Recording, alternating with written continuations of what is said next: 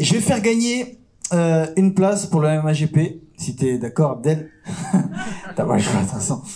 Je vais faire gagner une place à celui qui arrivera à pronostiquer round, le round du KO pour mon combat de samedi. Et j'aimerais poser la question à Florent, à quel round t'aimerais bien que je le mette KO? Et je ferai l'effort de le mettre KO à ce round-là. C'est du jamais vu. Et d'ailleurs, je demande à ce qu'on m'applaudisse pour ça, parce que c'est du jamais vu. Une prédiction en live. Et je vais essayer de m'y tenir. Et quand je dis quelque chose, je m'y tiens. Maintenant, le truc, c'est qu'il est en train de lui traduire. Et j'ai pas compris pourquoi il faisait ça, parce que c'était censé être une surprise, frère. Donc, voilà. Florent, à toi la parole, et tu me dis. Alors, pour le combat de demain, je pense, malheureusement, on est tous un peu orgueilleux en tant que combattant. Donc, je vais te demander de terminer le combat avant moi, si tu vois ce que je veux dire. Comme ça, moi, je rentrerai bien chez moi aussi, d'accord? Aïm pour le Medias de Goat MMA. Question pour Pavel Klimas. Question for Pavel. Can you talk about your state of mind before the fight against a special opponent in the person of Cedric Doumbé, a legend of combat sport? Can you talk about what's in your mind right now and can you describe your experience in Paris so far? Je dis en français. En français. Est-ce que tu peux nous décrire ton état d'esprit à l'approche de ce combat face à un combattant assez spécial qui est Cédric Doumbé, une légende des sports de combat, et ton expérience à Paris jusqu'à présent? Ok, je te fais la traduction de suite.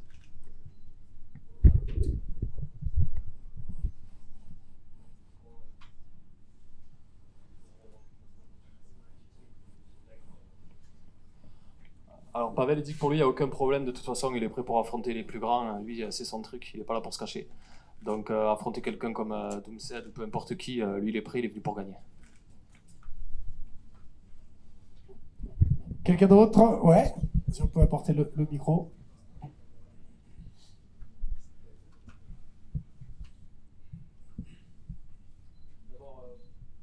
Tout d'abord bonjour à tous. Merci pour l'invitation, Agnès de Culture MMA.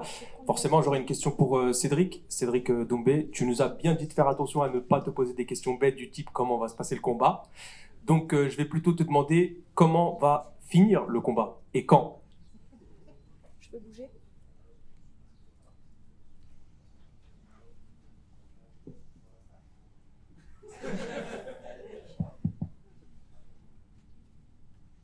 Allô? Les aléas du direct. Bonjour à tous. Merci Abdel pour l'invitation. Merci d'avoir khallas. Comment va se terminer le combat? Bon, par KO, ça c'est sûr. Pourquoi? Parce que je contrôle pas déjà. Et ce sont des petits gants. Ça me change du kickboxing maintenant avec les gants de 4. Donc, étant donné que je mettais déjà beaucoup de KO en kickboxing avec des gros gants, là, avec des petits gants, avec ma frappe chirurgicale, ça fait toujours mouche. Donc oui, je suis certain que ça va finir par KO, ça c'est sûr, parce qu'en plus il m'a pas l'air très solide. Maintenant, quand je reçois beaucoup de plaintes, et d'ailleurs je tiens à m'excuser auprès du public et de tous les fans, parce qu'ils me disent à chaque fois on vient de Nantes, de Bordeaux, de Belgique, pour un round, et ils m'en veulent un peu. Donc là, je vais vraiment essayer de faire durer le combat pour au moins, à partir du deuxième round, voilà, commencer un peu à dérouler, à smash his face. Très bien, merci. J'ai une deuxième question pour toi, Cédric. Tu nous as récemment dit que la suite de ta carrière allait être décidée par les fans, par tes supporters. Est-ce que tu peux nous en dire un petit peu plus? Ou la suite pour toi, c'est potentiellement, encore une fois, le MMA-GP? Oui, c'est vrai que j'ai dit ça. Là, je peux pas en parler tout de suite parce que c'est un projet qui est encore en train d'être traité. J'avais pour... il est en train de germer, en fait. Oui, ce serait le public qui déciderait de la suite de ma carrière. Mais il n'est pas impossible que, d'ailleurs, au mois de juin ou dans les mois qui viennent, là, avant septembre, si vous voyez ce que je veux dire, que je combatte pour le MMAGP encore. Moi, ça me fait de l'activité. En kickboxing, je combattais déjà beaucoup. Ça m'est arrivé même de faire 3 à 4 combats en un mois. Donc, en plus, ce sont des combats voilà, qui s'abrègent à chaque fois au premier ou au deuxième round. Donc, Oui, l'entraînement, la préparation est longue, mais le combat est très rapide, donc j'ai pas de problème à enchaîner. Donc c'est pas impossible, oui, que je combatte encore avant septembre pour le MMA GP. Puis je suis bien parce qu'il y a Khalas. Une question pour Cédric. Salam alaikum Cédric, la Grinta TV. J'aimerais revenir sur l'épisode de l'UFC Paris. Je sais que tu en as déjà parlé en long, en large et en travers, mais j'aimerais revenir sur le fait que finalement, est-ce que c'était pas un bienfait de ne pas l'avoir fait et d'avoir acquis, engrangé de l'expérience au MMA GP pendant 1 an et de tourner dans des salles comme le SVG, la Hatch Academy ou encore le KFBC? Alaykoum assalam wa rahmatullah. Tu sais que c'est une très bonne question parce que je me le suis dit après l'entraînement à la Hatch. Après mon premier entraînement, je me suis dit en fait, alhamdoulilah, j'ai pas combattu direct à l'UFC en fait. Parce que oui, j'ai acquis beaucoup d'expérience depuis mes débuts en MMA, depuis mon premier combat à Dubaï où clairement, à Dubaï, j'étais pas un combattant de MMA, c'était vraiment du bricolage. Et puis, par la suite, quand j'ai vraiment acquis certaines compétences, et encore aujourd'hui, je me considère encore comme un débutant, j'ai encore beaucoup à apprendre. Et je me suis fait la même réflexion. Je me suis dit, en vrai, c'est pas plus mal que j'ai pas combattu tout de suite à l'UFC. Après, Cédric Doumbé, je m'en serais sorti. KO, tu connais, voilà. Mais c'est vraiment pas plus mal que j'ai pas combattu directement à l'UFC parce que plus j'avance dans le MMA, plus je me rends compte que c'est très difficile. Et plus j'apprends, plus je me dis, waouh, en fait, j'étais claqué il y a 2 semaines, etc.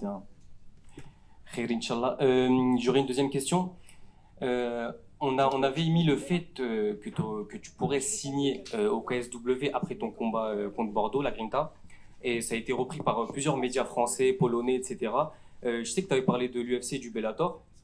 Est-ce que t'entraîner à la Hatch Academy et le fait que le KSW ait pour projet de faire un événement à Paris, est-ce que ça peut être voilà, une raison pour toi d'y aller au-delà du financier? Déjà, tu m'as perdu avec au-delà du financier. Non, moi, je pense que tu parles. Comment ça, au-delà? Non, il n'y a rien, il n'y a pas de discussion avec le KSW. Ça, ce sont les médias qui ont spéculé. Okay. Ils se sont fait leur kiff, mais il n'y a jamais eu de discussion avec le KSW, en tout cas pas officiellement. Et puis, quand je vous parle des organisations qui sont sur la table, pour l'instant, il n'y a pas le KSW sur la table. Et je ne pense pas que j'irai au KSW, même. J'allais dire même si financièrement c'est bien, mais ils pourront pas offrir plus que ce que j'ai déjà sur la table, j'en suis persuadé. Donc non, il n'y a pas de KSW sur la table. Okay, d'accord. Dernière question, nos confrères d'RMC Sport, ils ont interviewé Shafkat, je sais pas si tu l'as vu, ils lui ont dit est-ce que tu tapes Cédric Doumbé? Il a dit je le connais pas, mais c'est sûr que je le bats. Toi, qu'est-ce que tu en penses de ça? On sait qu'il est dans la même catégorie. Est-ce que c'est une cible pour toi? Alors, déjà, quand tu m'as dit son blaze, je ne connaissais pas non plus. Là, quand tu m'as dit RMC, j'ai vu passer ça en effet sur les réseaux. Alors, il y a 2 erreurs, déjà 2 anomalies dans sa phrase. Pour la première anomalie, c'est « je ne le connais pas ». Grosse erreur déjà. Qui ne me connaît pas? Deuxième anomalie, c'est la fusion de « je ne le connais pas », c'est sûr que je le tape, frère. C'est sûr que tu me tapes parce que tu ne me connais pas, justement, tu vois. Donc, il y a un gros problème dans sa phrase. Bien sûr qu'il ne me tape pas. Il a, je crois, 16 combats, 16 victoires, 16 KO, on va dire, au TKO. Oui, mais face à qui?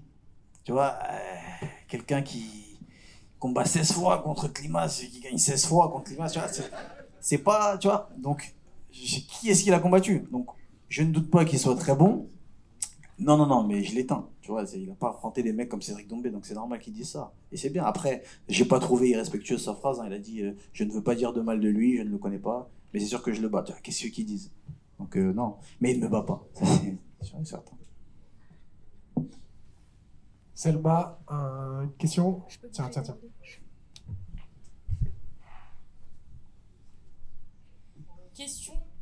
Petite question du live RMC pour Florent Burillon. Sur cet événement-là, comptes-tu montrer toute l'envergure de tes compétences? Et si oui, sur quoi tu veux miser pour ce fight? Ouais, c'est bon, j'ai. Alors bonjour. Comme à chaque combat, je compte montrer toute l'envergure de mes compétences. Aujourd'hui, j'ai un adversaire qui me ressemble beaucoup, je trouve, en termes de profil, qui est grand, longiligne, striker. Donc forcément, ça va, je pense, se jouer par des phases de striking et aussi sur le reste, en fait, comme tout combat de MMA. Donc on part à fond et pour tout montrer, ouais. D'accord, merci beaucoup. Bonjour à tous, Sandrine, MMA Story France. Je vais rester avec Florent. Ça va, Florent? Ça va? Écoute, je veux revenir sur un petit passage concernant la pesée. Moi, je connais des personnes qui tapent les gens pour vivre. Et apparemment, toi, tu gagnes ta vie dans les pesées. Est-ce qu'on peut revenir là-dessus? Oui, alors ça, malheureusement, ça devient un peu une habitude. Après, on peut pas lui en vouloir. On sait pas par quoi il est passé, mon adversaire. Il n'était pas au poids. Nous, de notre côté, on a tout fait pour qu'il essaie de faire le poids et qu'il n'y ait pas d'arrangement financier ou autre. Mais si ça continue comme ça, je crois que j'ai me payer des vacances grâce au pesé à la longue. Très bien, merci. Nicolas Leblond. Super, je suis très contente de te voir en France. Ça va être une première d'ailleurs. Comment est-ce que tu te sens, ça y est, de rentrer dans l'octogone avec le public français? Ça fait plaisir d'être à Paris. Pour ceux qui ne le savent pas, j'étais en contrat avec le Cage Warrior et du coup j'ai pas combattu en France depuis longtemps, en tout cas et jamais en MMA. Donc à Paris, ça va faire plaisir d'avoir le public enfin avec moi. Ça fait plaisir. Donc voilà. Ok. Et tu attendais depuis longtemps en fait de venir combattre en France ou pas plus que ça? Ouais, je pense comme tout le monde. Tout le monde a envie de combattre à la maison, tout le monde a envie de combattre avec son public. Maintenant, j'avais des belles opportunités, ça me convenait comme ça. Et là, merci au MMAGP de me proposer cette opportunité. Et maintenant, je vais faire un beau spectacle et je suis là pour ça, pour faire kiffer le public. Bon, dernière question. Michael Adjarouche. Oui. Alors là, il y a une ceinture à la clé. Si tu rentres à la maison avec la ceinture, qu'est-ce qui se passe pour toi? Il n'y a pas de si. Oh. Il n'y a pas de si, je suis sûr. D'accord. Et la suite, c'est une remise directement? Sûrement, c'est le but. Si je gagne la ceinture et ne pas le défendre, je ne suis pas vraiment un champion. C'est comme ça que je vois les choses et c'est la mentalité de l'Old School Academy en tout cas. Donc, de toute façon, moi je vais discuter directement avec Tata Sonia. Hein. Je parle plus avec Abdel et Amaury, c'est elle la boss. Donc voilà. Quand j'ai envie de combattre, je lui dis direct. Ok, je te remercie. Question du live Twitch RMC pour Cédric. On sait que tu t'entraînes régulièrement à la Hatch Academy. Penses-tu rejoindre la team Hatch officiellement? On en revient encore au même sujet. Est-ce que Hatch peut khalas? Ouais, parce que en vrai, de vrai, moi, il n'y a pas de souci. Il n'y a pas de souci. Non, c'est vrai que j'appréhendais un peu, comme je pense que déjà beaucoup de personnes le savent, une fois j'avais testé, on va dire, une team où ils pratiquent un peu du good job et du oui. J'ai testé cette team-là et ça m'a pas plu, donc j'en suis parti. Là, je suis resté à peu près un mois. Ensuite, j'ai toujours été un peu seul en kickboxing, donc et d'ailleurs c'est ce qui m'a un peu manqué dans ma carrière, c'est d'avoir une team et comme des partenaires un peu, des frères d'armes et une famille. Non, je rigole. Non, mais c'est vrai, je rigole pas, c'est vrai. Et bon, j'ai toujours été un peu tout seul. Et puis, dans le MMA, je me suis dit, je peux pas faire la même chose, parce que là, c'est un sport où je peux pas apprendre moi-même. C'est-à-dire, il y a une phase, il y a un côté lutte, côté jiu-jitsu brésilien, côté MMA tout court, parce que c'est un sport à part entière que je peux pas apprendre seul, malheureusement. Donc, il va falloir un moment que je m'affilie à un club. J'ai testé le SBG qui me plaît. Ensuite, il y a des contraintes, hein. Il fait froid. Le froid et moi, c'est froid. Et ça parle anglais, mais you know, shut your mouth, un anglais qui est un peu difficile à comprendre aussi. Et puis c'est loin, il y a cette contrainte-là. Et puis en voyant un peu la team, la Hatch Academy, les combattants qu'il y avait, l'ambiance aussi à travers les réseaux, et puis il y a mon ami et frère Abdullah qui est en contact régulièrement avec Hatch, et je voyais que voilà, le courant passait bien. Je me suis dit tiens, pourquoi pas, et donc j'ai essayé, et ça m'a beaucoup plu parce que dès le début j'ai appris, dès le début j'ai été bien traité avec le respect qu'on me devait, sans pour autant me mettre sur un piédestal. Je reste un combattant, je reste un être humain comme les autres, mais on me donnait mon respect, donc ça m'a plu, et je m'y sens bien. Donc je sais pas, dans le futur peut-être que oui, je vais continuer. Là il y a rien qui est officiel, hein. Je me sens bien là-bas, les choses vont se faire naturellement, je pense, donc voilà. On m'entend. Salam alaikum. Question pour Soufiane, du coup. Dans ta carrière, on va dire tu es un ancien, réellement, tu as combattu à l'Europe European Beatdown, tu as eu une énorme carrière. Aujourd'hui, tu vois l'évolution du MMA en France. Qu'est-ce que toi t'en penses? Toi qui es vraiment un ancien dans ce game. Je pense que le niveau amateur y est arrivé au niveau professionnel. C'est-à-dire qu'il y a des professionnels qui ont rien à faire en professionnel et des amateurs qui ont des capacités techniques, physiques qui dépassent celles des pros. Donc en France, le sport, il y a un bel avenir. Tu as souvent dit que tu avais énormément de mal à trouver des adversaires.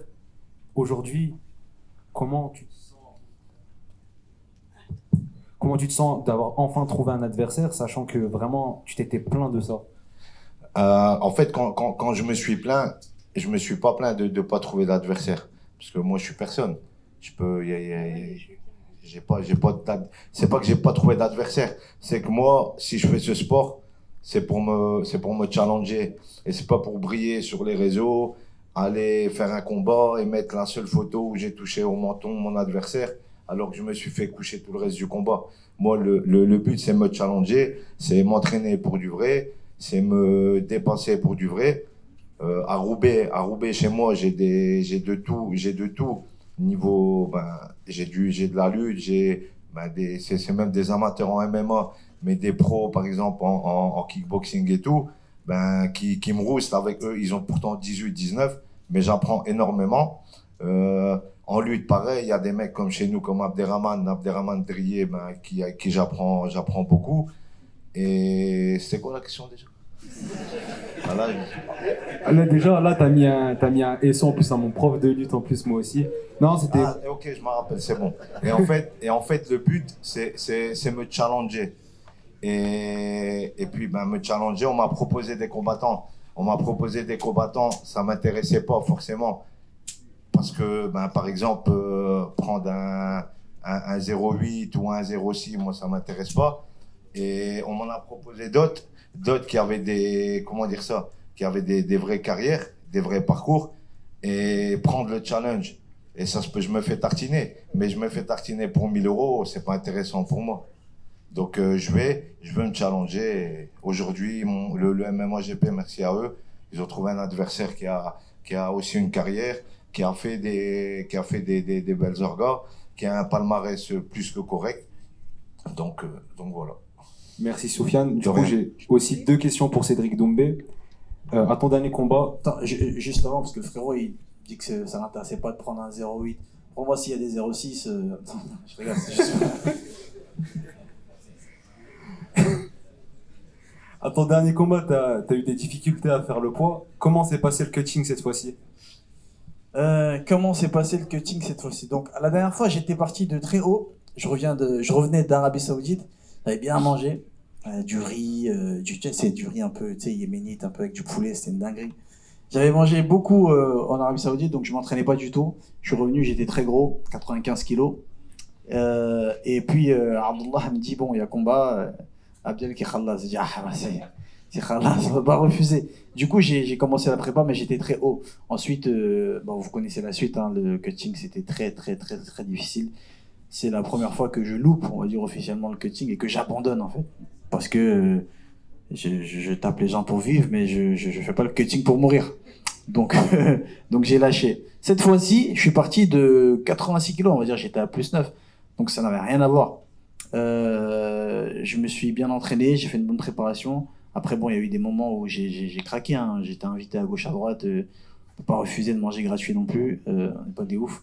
Donc, et puis 2-3 semaines avant, je me suis mis vraiment sérieusement. Ça reste très difficile parce que les gens ne le savent peut-être pas avant d'être combattant professionnel, et je pense que tous les combattants pro aussi, hormis les poids lourds, peuvent en attester. Quand on prépare un combat, il n'y a pas que la diète, il y a même l'entraînement, tout l'aspect de la préparation fait que notre vie, elle est mise entre parenthèses. Et c'est très difficile pour quelqu'un qui est marié, pour quelqu'un qui vit même avec sa famille, et je pense même pire pour quelqu'un qui vit seul, parce que la solitude aussi, c'est éprouvant. Donc notre vie, elle est vraiment entre parenthèses, et c'est très difficile. Et à ça vient s'ajouter la diète, le fait qu'on peut pas vraiment profiter du seul truc qui nous procure du plaisir, la nourriture ou la boisson. Et c'est très compliqué, et mentalement, il y a un combat, c'est-à-dire il y a un adversaire, et il y aura une échéance après même la pesée. Donc c'était très difficile encore cette fois-ci, mais ça n'avait rien à voir avec la pesée de la fois passée, parce que là, pour vous dire, hier, la veille de la pesée, j'avais 500 grammes à perdre. C'était les derniers 500 grammes. Donc on est quand même allé les chercher parce que c'était difficile, mais c'était pas les 4 kilos que je devais perdre la veille de Florent. Et cette fois, j'ai pas khalas. Donc ça, c'est vraiment le point positif, c'est que j'ai payé de vacances à personne cette fois. Voilà. J'ai juste une dernière question. Du coup, c'est la première fois qu'en MMA, tu vas affronter un adversaire qui dit publiquement qu'il va te mettre KO. Pavel a un style très bagarreur. Est-ce que c'est pas le mieux pour toi à affronter, sachant que bah voilà, il vient te mettre KO et il vient faire une bagarre avec toi? Bon, tu m'apprends quelque chose. Je savais pas qu'il avait dit qu'il allait me mettre KO. Donc déjà là, on va le faire, juste après la conférence de presse. On va lui parler un peu. C'est-à-dire non, je savais pas qu'il avait dit ça. Alors, c'est très ambitieux. Hein. C'est en même temps, voilà, c'est en kickboxing, il y en a plein qui disaient qu'ils allaient me mettre KO. Parce qu'en plus, il a pas dit je vais le mettre au sol ou un truc encore. Tu te dis bon, peut-être. Tu vois, là, il a dit KO. Tu vois, donc je sais même pas s'il faut prendre ça au sérieux. Comment j'appréhende ça? Non, ça me fait pas peur en fait. Là, pour moi, il n'existe même pas. Demain, il existera. Et pour moi, ça sera encore la même chose. Alors, bien sûr, quand je parle comme ça, on pourrait se dire, ouais, il sous-estime. Non, je sous-estime pas. Je sais qu'il y a un adversaire en face de moi, qui a 2 poings, qui a 2 jambes, et qui est sûrement fort en lutte. Et je pars même du principe qu'Alé, il est meilleur que moi en lutte ou au sol. Mais me mettre KO pour le faire, il faut vraiment le faire. Tu vois ce que je veux dire? C'est jamais arrivé, ça peut arriver, parce que je ne suis pas un surhomme. Même si, bon, des fois, on se dit, ouais, quand même, si. Non, je suis pas un surhomme. Mais non, ça n'arrivera pas. Ça n'arrivera pas parce que je suis bien entraîné. Mentalement, je suis présent. J'ai pas un menton fragile. Tu vois, je crois que ça m'est arrivé une fois dans ma carrière de vaciller, de mettre un genou à terre et de revenir et de faire une guerre derrière. Et sinon, plus jamais. Pourtant, j'en ai pris des coups. C'est difficile à croire, mais ouais, des fois, on fait pas d'omelette sans casser des œufs. J'en ai pris des coups, mais j'ai pas bougé. Et derrière, j'ai des points de feu. C'est-à-dire, même s'il veut croiser en points, c'est-à-dire s'il veut frapper en même temps que je frappe, bah, si j'en prends une, mais celle qui prendra lui, elle sera décisive, surtout avec des petits gants, je le répète, surtout avec des petits gants. Donc la seule frayeur, c'est voilà, j'espère que je vais pas me casser la main en atterrissant sur son crâne, c'est tout. Mais c'était quoi la question déjà? Mais non, c'est tout. Non, j'ai juste une dernière question, parce que tu as parlé de petits gants, on va parler vite fait de gros gants. Amisha a aussi récemment dit qu'il voulait aussi t'affronter. Dans le passé, il avait refusé le combat contre toi. Qu'est-ce que tu en penses aujourd'hui de pouvoir peut-être refaire un dernier combat en kickboxing? Tu sais, j'en parlais hier, je crois, avec Abdullah. Et je sais pas, sur le coup, comme ça, on s'est dit, tiens, c'est pas impossible. Franchement, tu sais, tout ce qui peut faire parler le public, tout ce qui peut faire kiffer le public, tout ce qui peut faire khalas les gens, pour que ça aille dans ma poche, n'est pas impossible. Donc, au début, je me disais, non, flemme, ça y est, j'ai déjà tout prouvé en kickboxing. Mais maintenant, je me dis, pourquoi pas, si les gens demandent. Je sais qu'il y a beaucoup de gens qui réclament ce combat face à Amisha. Argent facile, qui va dire non à de l'argent facile? C'était quoi la question déjà? Question du live Twitch RMC pour l'adversaire de Cédric Doumbé, donc Powell Klimas. Comment pense-t-il et est-ce qu'il pense pouvoir mettre KO Cédric Doumbé?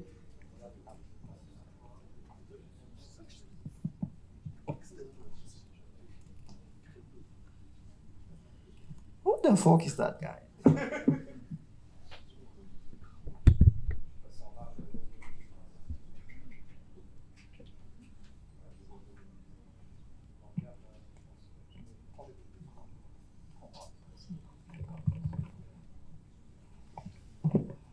La réponse de Pavel est claire, c'est qu'il n'est pas venu là pour faire figuration. Lui, c'est que Cédric, de toute façon, pour ce qui est de parler, ce sera toujours le meilleur, il ne va pas le concurrencer là-dessus. mais que lui, le show, il veut le faire dans la cage et qu'il est confiant dans ses capacités. Ce serait pas le premier gars qui met KO. Il sait qu'il a le pouvoir, le polish power pour aller chercher des KO. Donc de toute façon, il est là pour ça, donc il fera de son mieux, il le fera. Voilà. Merci beaucoup. Et une autre petite question du live Twitch d'RMC pour Ezoubaïr Boursa. Comment comptes-tu faire pour gagner la ceinture du MMA-GP? Bonjour. Bah déjà là, ça va pas être un combat... Ouais, c'est bon là. Nickel. Bah, ça va pas être un combat facile. Ça va pas être un combat facile. Donc, enfin, ok, ça fait 3 ans que j'ai pas combattu. Mais je m'entraîne tout le temps. Donc, je suis toujours là, je suis toujours présent. C'est pas encore fini. Et voilà, donc, demain, on va faire un spectacle et voilà, quoi. Bonjour. Philippe Briecki, France Maghreb 2, le Grand Forum. 2 questions pour Abdel Kaznadji et une pour Cédric. Je m'excuse pour les autres. Abdel, premièrement, te rendre hommage parce que le MMA est arrivé en toute modestie, je sais que tu le dis de manière modeste, grâce à toi, puisque c'était le premier en France à Vitry-sur-Seine, dans le Val-de-Marne. Donc on est encore à la maison et merci de l'avoir fait dans ce qu'on appelle les quartiers populaires. Ça redonne du sens et ça a donné une vision réellement nationale, un rayonnement du MMA et des sports pieds-points d'une ville ultra populaire où tout a débuté pour toi. Je parle de haute tension, hobby fight. Déjà, encore une fois, merci. On sait les difficultés que certaines organisations, avec des finances assez fortes, ont essayé d'entraver pour que ce soit elle qui soit la première de l'histoire. Du coup, certaines péripéties qui sont arrivées derrière, est-ce qu'elles t'ont pas donné de temps en temps l'envie de jeter l'éponge, d'arrêter, parce que les entraves, on sait, mais lorsqu'elles sont d'ordre financier, lorsqu'elles sont techniques, au dernier moment, on a assisté à une scène spectaculaire où pour 1 millimètre, des juges disaient la cage elle n'est pas conforme. Enfin, c'était hallucinant. Deuxième question, on voit pas de combat féminin sur ce MMA-GP. Surprise, pour quelle raison? Et est-ce que la place des femmes, et on voit qu'elles sont d'une manière spectaculaire lorsqu'elles sont dans l'arène, dans l'octogone, est-ce qu'on pourra espérer pour les prochains MMA-GP en voir beaucoup? Est-ce que le MMA-GP, maintenant qu'il y a un partenariat réel et fort avec Mohamed en Suisse, est-ce que tu veux en faire une plateforme européenne, quelque chose qui soit reconnu au niveau européen? Et la question pour Cédric Doumbé, je suis vraiment désolé de te la poser, mais je crois qu'on est nombreux ici à en rêver d'un doublé contre Karim. Est-ce qu'on peut imaginer que le MMA-GP puisse organiser ça? Alors, attends, t'as répondu? Donc je reprends la... Alors il y a eu la première question concernant les bâtons dans les roues, d'accord? Je vais essayer de faire je vais reprendre par la fin. Les filles, il y en a toujours eu au MMA-GP, donc c'est pour ça que ça surprend qu'il n'y ait pas de filles sur la carte. Après, il n'y a pas beaucoup de filles, mais en tout cas, bien sûr, priorité au combat féminin sans problème. On aurait voulu matcher, par exemple, Casanova, mais qui a, monsieur le matchmaker, si je dis pas de bêtises, mais qui a eu il y a un événement en Corse, en fait. Alors, je sais pas si c'est ce week-end ou le week-end prochain, mais en tout cas, voilà, il y a un truc qui se fait, donc voilà, on a été limité pour la partie féminine, mais non, au contraire, plus on aura de filles, mieux ce sera. Enfin, le combat féminin, on sait très bien, elles nous font déjà des prestations assez folles à chaque fois, et puis plus on peut mettre de filles, plus on sera content. Les filles ont autant leur place sur le MMA-GP que garçons. Après, il y a une histoire il y a forcément moins de combattantes sur le circuit que de combattants. La deuxième question, c'était... non, c'était la première, ça, parce qu'en fait, j'ai fait en revenant, je m'ai reposé une question, je crois. Pardon? C'est vrai, alors ouais, j'ai failli baisser les bras plusieurs fois, mais je l'ai dit il y a pas longtemps dans une story, on n'est pas fait du même bois. En fait, moi, j'abandonne 3 heures, une fois que je me couche, le lendemain, je me relève, j'en suis reparti. Donc c'est vrai qu'il y a des soirs, écoute, on a envie d'arrêter, on nous a beaucoup bloqués, on va pas rentrer en détail, mais ça arrive partout, tous les événements. Il faut savoir que on a appris, et là je suis content d'en parler tout de suite, que j'étais un voyou, un voleur, je suis arrivé à Bordeaux, on m'a présenté comme ça, donc plein de gens qui se demandent qui je suis. Donc à chaque fois il y a des appels parisiens, des organisations concurrentes, des choses comme ça. Donc ils essayent. La préfecture a reçu des appels. J'ai des preuves de tout ça. Et donc bah, on laisse faire pour le moment. Mais ouais, c'est sûr qu'on m'avait pas prévu à ce moment-là et on va dire avec ces performances-là avec le MMA-GP. On n'y croyait pas au MMA-GP au début. Donc voilà. Après ouais, on a pris des coups, mais c'est comme tout quoi. C'est comme les mecs qui vont se battre demain. Voilà, il y a des hauts, il y a des bas, mais on s'accroche. Et puis non, aujourd'hui on est bien. On a des vrais partenariats. Il y a RMC, il y a Trace. On a beaucoup de belles choses qui arrivent, beaucoup de choses à proposer là. Et donc voilà, on est serein. Au niveau européen, bien sûr, moi je veux le marché européen. Voilà, je vous le dis très clairement. Aujourd'hui, je veux le marché européen. On va essayer aussi d'amener le MMA en Afrique dès 2024. On va essayer de pas piller l'Afrique, mais de faire évoluer l'Afrique. Ça serait bien. Et puis voilà. Donc on a plein de propositions, lutteurs sénégalais, tout ça. Le problème, c'est que voilà, à chaque fois, on fait la même chose. On les prend, on les fait combattre, ils retournent chez eux, ils aident le village. Mais il y a un moment, il faut savoir que là-bas, il y a un vrai potentiel et qu'il faut amener le MMA en Afrique. Et nous, on va le faire en 2024. Voilà. Alors, la question, c'était Karim Gadji, ouais. Bon, tu sais, je pense pas qu'il y ait de bons ou de mauvais combats. Je pense pas que le public attend vraiment ce combat. Pourquoi? Parce que parfois je fais des blagues, parfois je suis assez sérieux. Là, je suis sérieux en disant que Karim, c'était un grand combattant en kickboxing.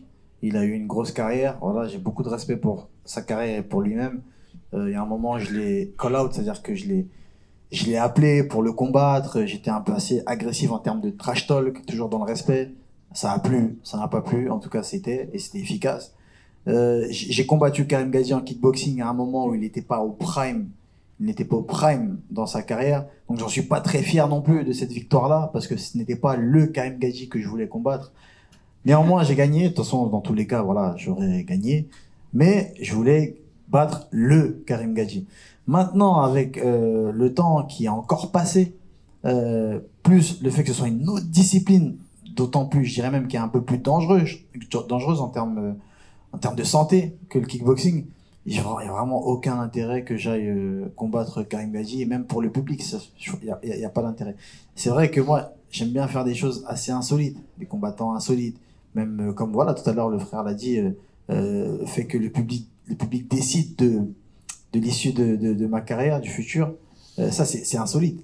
Et aujourd'hui là, ta question m'a amené à proposer quelque chose. Là, c'est en live, hein. Vous êtes témoin, c'est en live. C'est vrai que j'ai combattu Florent Burillon. Il y a eu ce problème avec le poids, etc. Et Florent, bon, c'est devenu, c'était déjà un frère, mais maintenant je l'apprécie un peu plus. À chaque fois que je partage un moment dans la cage avec quelqu'un, ça rapproche. Et j'aimerais proposer à Florent quelque chose. J'aimerais lui demander. Et c'est lui qui décidera. T'inquiète, t'es tranquille. N'aie pas peur. J'aimerais lui demander, et c'est lui qui décidera. Et c'est pas que lui, là, il y a mon caméraman qui va venir, qui va se rapprocher. Et je vais parler, parce que c'est vrai que j'ai une chaîne YouTube. D'ailleurs, n'hésitez pas à vous abonner à ma chaîne YouTube, Cédric Doumbé. Comme ça, YouTube va khalas. Et je vais faire gagner une place pour le MMA-GP. Si t'es d'accord, Abdel. T'as pas le choix, attention. Je vais faire gagner une place à celui qui arrivera à pronostiquer le round du KO pour mon combat de samedi. Et j'aimerais poser la question à Florent, à quel round t'aimerais bien que je le mette KO? Et je ferai l'effort de le mettre KO à ce round-là. C'est du jamais vu. Et d'ailleurs, je demande à ce qu'on m'applaudisse pour ça, parce que c'est du jamais vu. Une prédiction en live. Et je vais essayer de m'y tenir. Et quand je dis quelque chose, je m'y tiens. Maintenant, le truc, c'est qu'il est en train de lui traduire. Et j'ai pas compris pourquoi il faisait ça, parce que c'était censé être une surprise, frère. Donc, voilà. Florent, à toi la parole, et tu me dis. Alors, pour le combat de demain, je pense, malheureusement, on est tous un peu orgueilleux en tant que combattant. Donc, je vais te demander de terminer le combat avant moi, si tu vois ce que je veux dire. Comme ça, moi, je rentrerai bien chez moi aussi, d'accord? Puis, KO premier round, faut... Hein? Bon, Florent, il va un peu à l'encontre de ce que le public me demande, parce qu'il veut que j'abrège au premier round, mais les gens disent on en a marre. Donc, je vais essayer de faire l'effort. Maintenant, ça fait sourire Pavel. Parce que, attention, je ne le sous-estime pas. D'ailleurs, je le prends même encore plus au sérieux que les adversaires d'avant, sans manquer de respect à mes adversaires précédents. Mais je veux dire, c'est un Polonais, tu vois. Il s'appelle Pavel, tu vois, il s'appelle pas Florent. Donc, je suis obligé de le prendre. Même si Florent est peut-être meilleur que lui, mais là, Pavel, Pologne, ça fait flipper un peu. Donc, je le prends vraiment au sérieux. Et quand il dit qu'il va me mettre KO, je me dis, Belek Mais l'ex, c'est vrai. Donc, je le prends au sérieux, mais je suis obligé, voilà. Florent m'a dit premier round, on va l'éteindre. Question du live RMC pour Sofiane ou Dina. On demande, donc tout le monde a vu tes succès dans le MMA. Quelle est la stratégie que tu vas adapter pour ton adversaire demain soir? C'est bon, ouais. Je vais lui envoyer par mail ce soir. Je vais lui donner tous les détails, comment j'ai fait ma prépa et tout et tout. Et puis voilà, ça restera entre nous, entre moi et lui, c'est tout. C'est mieux. Merci beaucoup, on attend de voir ça demain soir. Je peux juste dire un mot concernant juste la question de tout à l'heure concernant Karim et l'éventuel combat entre Karim et... Ça me fait penser aux éventuels combats qu'il lâche sur l'étoile. En fait, c'est des combats... On parle de deux combattants qui viennent de deux ligues différentes. D'accord? Donc ce combat, il n'est pas envisageable tant que Cédric est avec nous, et je vois pas non plus l'organisation concurrente lâcher le combat. En fait, vous voyez, on est dans des vides à chaque fois, donc ça crée de la... Ça fait couler de l'encre, mais en vrai, Karim, il est engagé avec une autre orga. Donc voilà, c'était juste ça. Là. Bonjour à tous, bonjour à tous les combattants.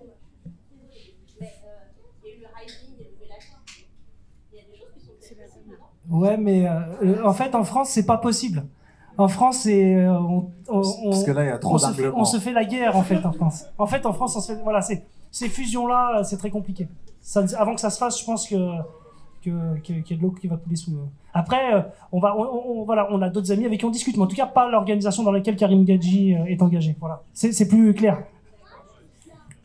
Bonjour à tous, bonjour à tous les combattants. Excuse-moi juste 2 secondes. De toute façon, pour être bien clair, il y en a beaucoup qui parlent sur les réseaux sociaux parce que tout le monde veut se faire Cédric soi-disant. Moi, mon téléphone, il a pas sonné. Donc, parler sur les réseaux sociaux, moi, je veux bien, mais moi, il y a personne qui m'a dit qu'il voulait affronter Cédric Doumbé. Voilà. Bonjour à tous, bonjour à tous les combattants. Une question pour Banjougou Sidibé. On a pu te voir déjà combattre dans cette organisation, le MMAGP, dans laquelle tu t'es très bien illustré. Est-ce qu'on pourrait voir à l'avenir un combat pour la ceinture? Et toi, qu'est-ce que tu en dirais? Est-ce que tu peux nous donner ton avis?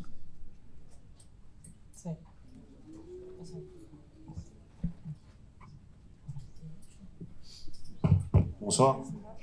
Merci pour ta question, Gamal. Pour répondre à ta question, j'ai déjà parlé avec Abdel pour la ceinture.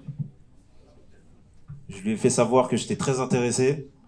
Donc là, le but, ça va être de passer l'obstacle que j'ai devant demain. Et faut savoir que j'ai une grosse préparation avec mon préparateur physique. Je suis très très très déterminé. Et vous allez le voir demain.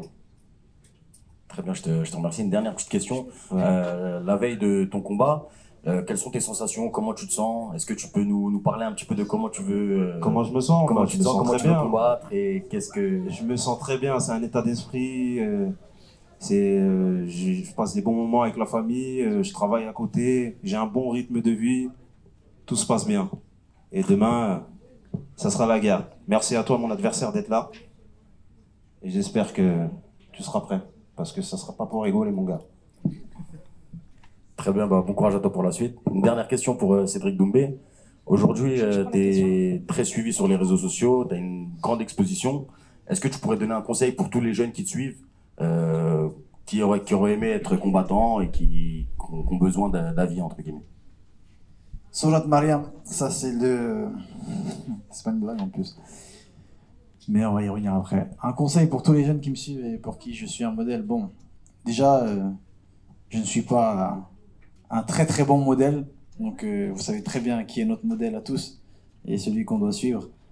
Et ça, Et après, si je peux donner un conseil à mon petit niveau, c'est toujours arriver au poids. Déjà, ça c'est la base de base. Là, la rigueur, la discipline, c'est la base de tout, dans tous les domaines, comme je l'ai déjà dit sur mes réseaux sociaux. La discipline, c'est la base de tout. Que ce soit dans la religion, que ce soit dans la vie familiale, que ce soit au travail, que ce soit au sport, il faut s'imposer une discipline. Et il faut se faire mal, en fait. Les choses ne se font pas toutes seules. Tous les combattants qui sont ici présents, ils ne sont pas arrivés là parce qu'ils se disent bon voilà, on va essayer, on va faire du MMA. Non, tous ceux qui sont là, ils ont travaillé dur, ils s'entraînent dur tous les jours pour être là où ils sont aujourd'hui. Et demain, pour ceux qui vont l'emporter, ils ont travaillé dur. Et même ceux qui vont perdre, ils ont travaillé dur aussi. Et c'est pour ça que c'est un sport qui est cruel. Donc le conseil que je peux leur donner, c'est de toujours persévérer. Quand on a un objectif, il faut se fixer de hauts objectifs. La haute ambition, elle est très importante dans le djinn, dans la vie. La haute ambition, très importante, parce que quand on vise un point qui est loin, dans le pire des cas, on va arriver juste un peu avant. Mais si on se fixe des petits objectifs, on n'ira jamais très loin. Donc des gros objectifs et derrière du travail et de la persévérance, c'est le conseil que je peux donner aux jeunes. Une question du live Twitch pour Sylvain. Alors, ton dernier passage au MMA Grand Prix avait été une vraie guerre. Ça avait été un peu compliqué pour toi. Comment tu te sens pour demain soir ? Je me sens plutôt bien. On s'est vraiment bien préparé pour ce combat. L'adversaire n'est pas le même, donc ce sera un game plan totalement différent. Et contre Michael, on s'était préparé d'une certaine manière. Il était hors pronostic, il n'a pas du tout fait ce qui était prévu. Et donc, on est parti en guerre. Donc demain, ce sera la même chose, on partira en guerre. Bonjour. Anest pour Culture MMA, j'ai une question pour Abdel et cette question-là est aussi pour Cédric en même temps. On a vu la très belle ceinture du MMA GP qui sera inaugurée demain. J'imagine que forcément la suite logique c'est de mettre ces ceintures-là pour les autres catégories. Est-ce qu'on pourrait potentiellement, Cédric tout à l'heure nous a parlé de peut-être en juin recombattre avec le MMA GP. Est-ce qu'on pourrait peut-être voir la ceinture des moins de 77 kilos avec notre ami Cédric ici présent? Alors, à 77, en fait, c'est deux processus complètement différents. Cédric, il rentre dans le MMA. Il n'a pas énormément de combats. On peut pas le matcher contre des palmarès au-dessus de 10 combats. Enfin, avec plus de... Bah non, ouais, mais le problème, c'est qu'on... Le truc compliqué, c'est qu'il y a des 77 kilos qui ont 16-2, 16-3, et puis, elle va être contestée, cette ceinture, c'est sûr. On peut pas dire, à moins qu'on fasse la ceinture Ligue 2, puis une ceinture des moins de... Mais c'est pour ça qu'en dessous de 10 combats, c'est compliqué d'adresser une ceinture. En plus, dans les objectifs avec Cédric, le but là, c'est qu'on continue à avancer. Après, le futur, on verra de quoi le futur est fait. Là, aujourd'hui, il y a bien une ceinture qui va être présentée à Bordeaux, mais on est sur... D'ailleurs, il y a le résultat du combat Oudina contre Dubois, qui déterminera l'adversaire de Jason Poney, qui est sur une série. Je dirais, il y a une légitimité aussi derrière tout ça. Et donc voilà, après, avec Cédric, il sait aussi, si demain il doit disputer la ceinture, on le fera. Mais aujourd'hui, on est sur d'autres... voilà. Je crois même pas que ce soit dans ses objectifs aujourd'hui. Je veux dire, des ceintures, il en a assez pris sans nous. Et puis peut-être que le futur, il en croisera une sûrement. Non, je trouvais ça légitime. Après 3 ou voire une 4e victoire de suite dans l'organisation, je trouvais ça légitime. Ça serait légitime si on était dans un autre pays. Le code du sport ne rend pas les choses légitimes, en fait. Je peux pas dire à quelqu'un qui a... T'imagines quelqu'un qui a 12 combats, 12 victoires, je fais quoi? Il peut pas l'affronter, il peut pas... je veux dire, c'est un réel blocage pour lui aussi, hein, c'est frustrant pour tout le monde. Il faut l'adversaire. Et il faut l'adversaire. Il faudrait revoir cette règle. Parce que je veux dire, les refus, le matchmaker est là, croyez-moi, il y en a beaucoup du côté de Cédric. Beaucoup de gens ne veulent pas le prendre. Donc après, il y a une réalité qui est qu'en France, on est un petit peu bloqué, on est dans le code du sport, on suit ce qui se passe, on respecte les règles, et puis voilà. Puis il connaît très bien aussi le code du sport. Je vais lui laisser te donner la suite. Non, c'est ça, hein, j'ai pas grand chose à ajouter, c'est vrai. Et, c'est Jason qui est champion de la KT, qui est légitime, il mérite sa ceinture. Moi, si demain je pouvais l'affronter juste pour prendre la ceinture et un peu l'embêter, ça se serait fait, mais c'est pas possible aujourd'hui avec cette loi française. Et pour la crédibilité de l'organisation, j'aurais pas l'intérêt d'aller faire une ceinture avec un mec qui a 6 combats, et puis c'est pas juste, c'est cramé en fait que c'est pour moi. Et moi, je demande pas ça du tout. Je respecte l'organisation, je tiens à ce qu'elle garde sa crédibilité. Et en plus, vous savez très bien, il y a des organisations sur la table. Le but, c'est d'aller dans une organisation plus grande. Et donc, le MMA-GP, c'est un très bon tremplin. Et d'ailleurs, j'invite à tous les combattants qui aspirent à d'autres organisations plus grandes à passer par le MMA-GP, parce que c'est vraiment une organisation qui est tenue par quelqu'un de sain, qui fait vraiment du good job. Et c'est quoi la question déjà?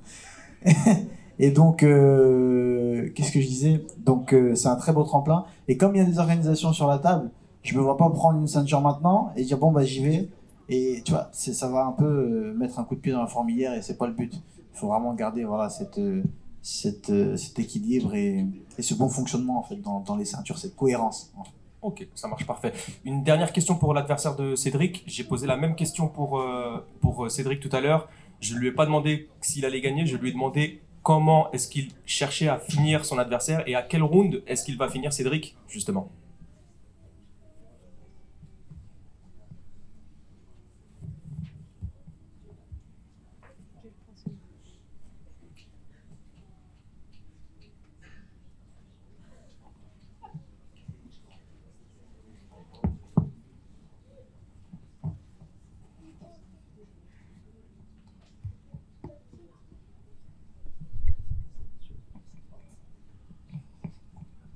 Pavel répond que clairement, un scénario qu'il envisage clairement, ce serait de mettre Cédric au sol dans le 3e round et de le terminer sur une soumission.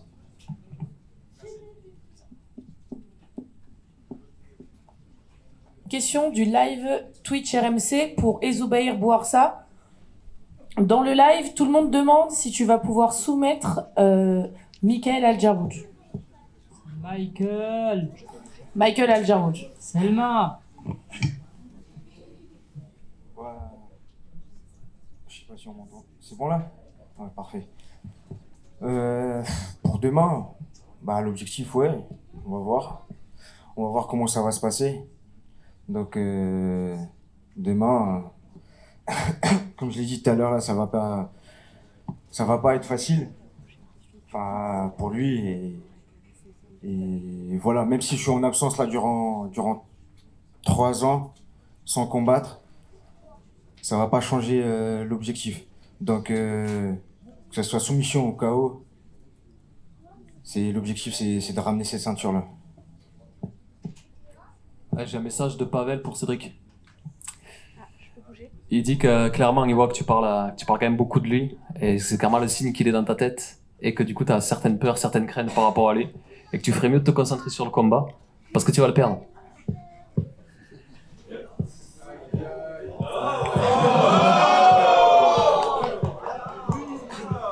J'aurais jamais cru parler à Cédric comme ça. Swing, привет, как дела? Non mais oui, tu pourras lui dire oui, il est dans ma tête, parce que j'ai un combat contre lui, donc il est dans ma tête, oui, et je suis très concentré sur le combat. C'est vrai que je rigole beaucoup, mais le danger c'est de se fier à ma tête. C'est vrai que j'ai un petit sourire, voilà, beau gosse, comme vous vous dites tous, voilà, et vraiment. Mais je ne suis pas si mignon que ça, et je pense qu'il a vu beaucoup de vidéos de moi sur Internet. Maintenant, le truc, c'est que dis-lui qu'il y a 48 adversaires qui étaient assis à la même place que lui. Et qui ont dit exactement la même chose. Et aujourd'hui, sur Insta, ils me follow et ils me demandent des conseils parce qu'ils ont tous pris un KO. Sauf Florent. Enfin, Florent, c'est pas pareil. Je peux pas le tailler, Florent, parce qu'il est là. Voilà. Une question du live RMC pour Morgane. Donc, tu es de retour au MMA Grand Prix. Quelle stratégie comptes-tu adopter pour gagner ton combat et faire un bon retour demain soir? Premièrement, bonsoir à tous. Je vais pas forcément dévoiler mon game plan face à mon adversaire, mais je pense que sur les combats précédents que j'ai pu avoir, on a pu voir mon style, donc j'essaye de faire parler mon striking. Donc je suis prêt à toute éventualité, mais j'essaye vraiment d'exploiter mon striking et de voir jusqu'où je peux aller. Voilà.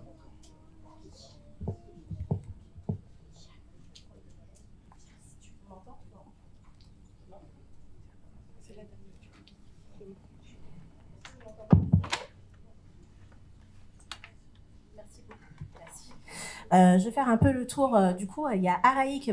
Bonjour Araïk, donc c'est Sandrine MMA Story France. Tu es le fighter qui a le plus gros palmarès sur cette carte. Ça fait très longtemps que tu as commencé. Et justement, tout à l'heure, on parlait de combat et de ceinture. Comment est-ce que quel est ton avis là-dessus? Bonjour, merci pour la question. C'est vrai que j'ai fait pas mal de combats dans ma carrière.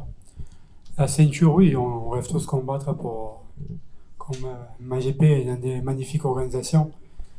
Mais seul le Seigneur décidera mon avenir et je ne me projette pas sans, comme l'a dit tout à l'heure Cédric Doumbé, Je suis très croyant et le Seigneur me guidera dans mes futurs combats, que ce soit pour la ceinture ou juste un combat comme ça.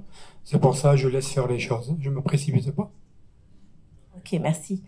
Bruno Loret, de retour au MMA GP, hein, la première participation, tu avais fait sensation, tout comme ton adversaire Emerson. Je voudrais savoir, comment est-ce que tu te sens depuis ce fight et est-ce que tu as un message pour Emerson? J'ai aucun message pour mon adversaire, juste voilà, je suis concentré sur le fight et je me suis bien préparé. D'ailleurs, je remercie mon préparateur physique avec moi qui m'accompagne tous les jours, Noé, ainsi que mon club Infinity. Et j'espère demain faire un beau combat. Et je remercie le MMAGP de m'avoir mis sur cette carte. Et voilà. Merci. Emerson, peut-être que tu as un petit message justement pour ton adversaire? Oui, bonjour à tous. Non, c'est juste ça. Demain, c'est la guerre. On va faire le meilleur. On va faire au chaud. Et qui le meilleur gagne. C'est ça. Merci. Ok. Merci. Je continue. Hein. On a d'autres fighters qui n'ont pas eu l'occasion de parler encore. Adam Miskini. Tout à l'heure, lors de la pesée médiatique, ton adversaire n'était pas là. Pourquoi? Est-ce que tu es un peu au courant? Comment est-ce que tu t'es senti seul pour faire la pesée? J'ai entendu qu'il avait des problèmes de documents médicaux, lequel je ne sais pas, et j'espère qu'il sera là demain, qu'il aura tout, qu'il sera là demain. Ouais. Bon, content de participer justement à un Zénith avec, on en parle tout le temps, mais Cédric Doumbé qui est main event. Ouais, bien sûr. Après combattre à Paris, c'est toujours mieux que d'aller à l'étranger. Et ouais, Zénith, ouais, je crois que c'est la plus grosse salle qu'ils ont fait, le même AGP, non? Ouais, du coup, ouais, c'est comme ça, il y a du monde qui pourra venir me voir. Et même vous, vous verrez ce que c'est Adam Miskini. Merci. Pour Jonathan Durand, je peux te confirmer pour Jonathan qu'il y a eu un problème d'ordre administratif qu'il avait besoin de régler urgemment. Donc on préfère sauver le combat plutôt que de le faire participer au face-off. Du coup, voilà, il est en train de régler le problème. A priori, il devrait y avoir combat. Ok, merci. Cyril Foliadjon. J'enchaîne, hein, excusez-moi. Ça fait un moment que tu n'as pas combattu. C'est ça. C'est un retour. Ça fait 3 ans, un petit peu plus même. Voilà, j'effectue mon retour sur cet événement au Zénith. Donc voilà, on va mettre le feu. Ok. Et tu as un adversaire, Louis Laurent, qui a un palmarès de 0-2, donc qui a carrément la rage, forcément.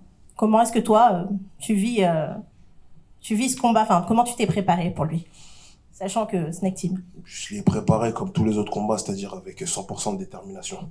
C'est tout. Très bien. Louis Laurent, je suis en train d'enchaîner, hein, je suis vraiment désolée. J'essaie de faire tous les fighters parce qu'il en manque quelques-uns. Ah oui, ça, ce combat est aussi très très important. Donc on a quand même un fight Hatch Academy Old School avec Fayad et Alvin. Donc forcément, vous êtes l'Île-de-France, vous allez avoir vraiment des supporters qui vont être là. Est-ce que vous avez ressenti une certaine pression, même si la carte a été dévoilée sur le tard? Non, il n'y a pas de pression, on est là pour ça, on est des combattants, on s'entraîne, donc on est préparé à ça. Après, voilà, ça peut être un beau combat, comme tous les combats, on est là pour ça. Alvin? Non, bonsoir déjà. Non, il n'y a pas de pression particulière. On va faire ce qu'on fait tous les jours, en vrai, voilà. Ok. Je crois que j'ai fait un peu le tour. Est-ce qu'il y a un combattant qui ne s'est pas encore exprimé là? Ok. Bon, bah, on va poser une question aussi, à moins que quelqu'un d'autre en ait une, parce que je monopolise un petit peu. J'enchaîne. Bon, alors, cette participation au MMAGP, on va faire très simple, hein, au Zénith. Dis-nous ce que tu vas nous faire. Est-ce qu'on va avoir droit à un show spectaculaire? Bah alors déjà, quand j'ai vu l'affiche un peu rouge-orange, j'ai bien kiffé l'idée un peu gladiateur. Et moi, je kiffe tout ce qui est gladiateur. Donc demain, là, vous avez plusieurs guerriers, plusieurs gladiateurs. Demain, on va faire le spectacle. Et moi, j'ai qu'une chose à dire, c'est que ça va chier grave. Bah, voilà. Merci beaucoup. Moi, du coup, j'ai une question pour Abdel. Justement, on a parlé de la règle qui interdit à un combattant en fait, français qui a moins de 10 combats d'affronter un combattant qui en a plus de 10. Qu'est-ce que tu penses de cette règle? Et toi, en tant que promoteur, est-ce que c'est pas une réelle difficulté justement pour booker des combats? En fait, ça rejoint notre idée d'aller en Suisse, justement, c'est parce qu'il y a des combats qui sont réalisables, il y a des combattants qui intègrent le circuit, comme Cédric, comme d'autres, qui ont déjà fait une première carrière professionnelle dans un sport bien précis. Le MMA, c'est nouveau pour eux, mais ça reste des combattants quand même.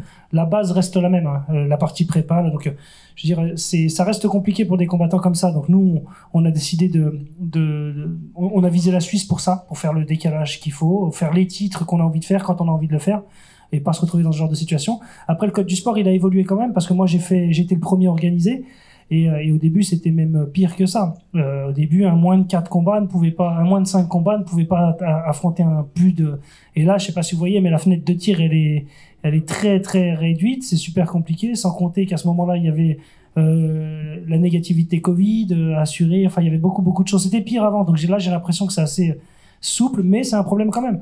Parce que ça veut dire qu'on ne donnera pas de chance au talent en France. Un mec qui rentre dans le circuit, mais 4 KO, 4 premiers combats, ben, on lui dit non, tu pourras affronter les gros quand... Donc le talent ne sera pas pris en compte là. Moi, avec ce mode de travail, le talent n'est pas pris en compte. Voilà. Il n'y a pas un Mbappé qui va sortir en France puisqu'on ne le laisse pas affronter. Donc voilà, moi je suis désolé, il y a des gens qui ont du talent, qui débarquent, qui font ça s'est vu un peu partout, hein, et à l'UFC, ça s'est vu partout, des mecs qui débarquent et qui te nettoient la caté. Ben voilà, il faut savoir qu'en France, on demande à certains combattants d'attendre de faire 10 combats avant d'aller nettoyer sa catégorie. Voilà. J'ai aussi une autre question. Tu as été le premier organisateur de combat en France à être justement mis sur l'UFC Fight Pass. Aujourd'hui, tu fais le Zénith. C'est quoi la prochaine étape du MMA GP, justement? Non, la prochaine... en fait, c'est ce que je disais tout à l'heure, c'est on va pas s'enflammer, mais le marché européen est ouvert, en fait. C'est pas si compliqué. C'est en France que c'est compliqué. Je pense qu'une fois qu'on aura mis un pied à l'étranger, les choses seront différentes. Donc, c'est ce que j'espère faire très rapidement avec Mohamed, là, dès le 1er juillet. Et puis, le marché européen n'est pas compliqué. Il n'y a pas vraiment... le marché européen n'est pas... C'est pas dur de se positionner, je pense. Voilà. Si on y met les moyens et puis que les partenariats suivent, et il n'y a pas de raison on sait faire, en tout cas. Maintenant, faut que ça suive derrière. Du coup, pour Cédric, excuse-moi de te redéranger, le bookmaker a dit qu'il y a eu plusieurs combattants qui t'ont refusé et qui n'ont pas voulu t'affronter alors qu'ils ont, entre guillemets, parlé de toi. Est-ce que tu as des noms, justement? Moi, j'ai pas de nom. Par contre, je crois que m'avait dit que ces combattants étaient sponsorisés par Smecta.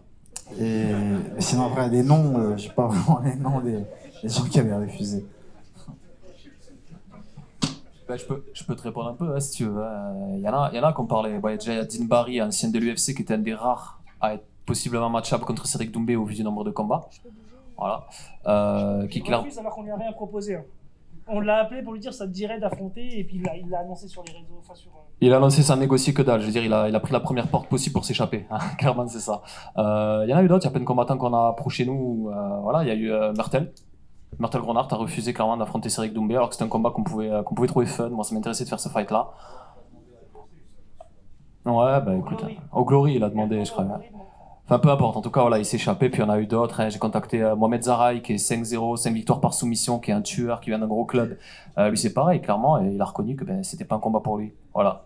Il y a des gars qui veulent viser petit, gagner petit et espérer un coup de chance plutôt que de faire leurs armes dans la cage et de se tester face à un monstre. C'est comme ça. Ça a l'air grave.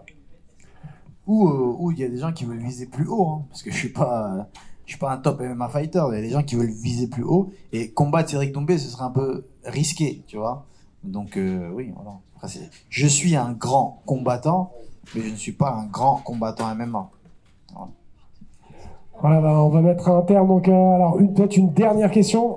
Alors c'est dans le live MMA Story France, on a Fares Diam qui parle de Florent Burillon. Il dit on veut voir Florent contre Title, notamment. Voilà, par exemple. Moi aussi, je veux le voir contre Title. Voilà, exactement. Et également, il voulait savoir c'est quoi la suite, en fait, après ce fight. Alors, c'est toujours un peu dur de répondre. Quelle est la suite qu'on va faire après son combat? Je pense que ça va se décider surtout dès demain, après le combat. Forcément, il y aura un gagnant, un perdant. Bien sûr, on espère gagner. Maintenant, je vais quand même répondre, si on gagne, continuer avec le MMA-GP, parce que comme je pense beaucoup le remarquent, c'est une organisation très humaine. Et donc on verra ce que le MMA-GP me propose derrière. Et voilà. Moi, j'ai proposé le combat. Hein. Title contre Burian, ça m'intéresse. J'ai proposé le combat. Quand Title sera dispo, s'il veut le faire, on le fait, y a pas de souci. Qu'on avait accepté. Que Florent avait accepté. Et merci. Dernière question. Ouais, et dernière question, voilà, ça sera pour Alvin et Fayad, justement. Donc, ma consoeur qui a justement mentionné le fait que vous avez justement un profil assez similaire, un parallélisme entre deux teams, la Old School et la Hatch Academy de Gladiators. À vous deux, la majorité de vos victoires sont par des finishes, KO, TKO ou soumission. Donc, question pour vous deux, est-ce qu'on peut s'attendre, est-ce que vous allez viser le finish dans ce combat-là? Est-ce que c'est quelque chose que vous recherchez particulièrement quand vous rentrez dans la cage ou ça vient naturellement? Fayad, tout d'abord. Moi, chaque combat, moi je suis là pour finir, tu vois. Après, peu importe la manière, mais c'est ce que je cherche. Un combattant, c'est le but, il aime bien finir ses combats avant la limite. Donc c'est ce que je cherche dans tous mes combats, en général. Bien sûr, c'est sûr. Moi, quand je combats, tout ce que je veux, c'est finir. Mais après, ça vient et après, voilà. Donc, demain, là, il faudra voir ce combat. Merci. Et bien voilà, donc cette conférence de presse est terminée. Merci à tous les combattants. On va un peu les libérer. Là, je pense qu'ils ont besoin de se reposer. Merci à tous. On se voit donc demain pour cette 10e édition au Zénith de Paris. Merci d'être venus. Rendez-vous demain, début des combats à 19h30.